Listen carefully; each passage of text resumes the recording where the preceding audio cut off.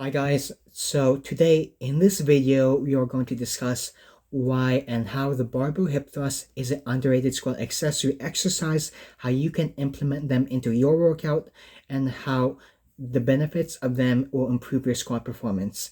For context, this single exercise took my squat from 265 pounds to over 300 pounds in the squat.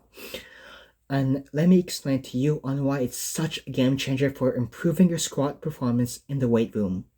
So I remember in February of 2024, just a few months ago, I remember being in a squat plateau and I couldn't really make any progress at all. But once I learned about hip thrusts and applied it to my training, I could explode out of the bottom position of a squat much more easier.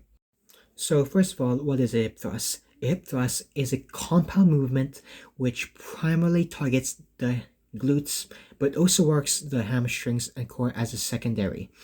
It's great for building explosive power, which directly contributes to a stronger squat in general. And if you are a beginner watching this video, my progression tips are to start with 12 to 15 reps of body weight or light weight on the bar to get the form right.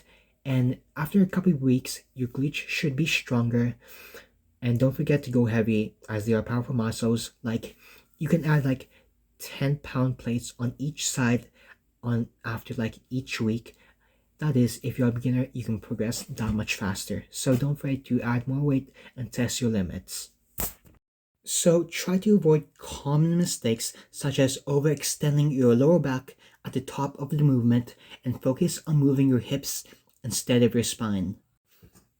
And once you have sit down on the floor with the bench behind you and the barbell in front of you, you should brace the core before executing the lift. To do this, you take a deep breath into your belly, then tighten your core as if you're about to take a punch now.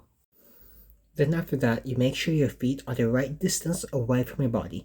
This is a general rule as it varies from person to person, but make sure your ankles are directly above your knees and your shins are vertical when it is in the lengthened position.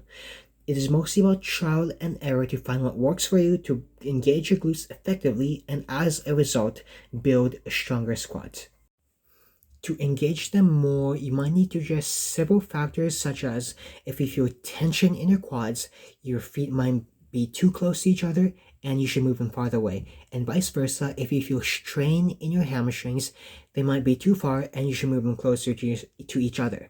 If your lower back hurts, check your bracing and feet positioning are correct.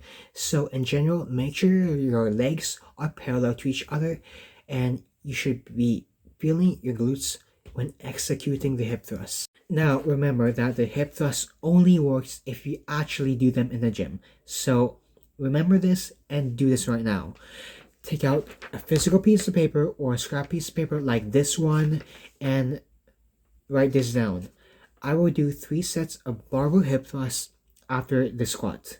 And after you write it down, tape it down on your desk or wherever you work, and this will remind you to do hip thrusts when you go to the gym.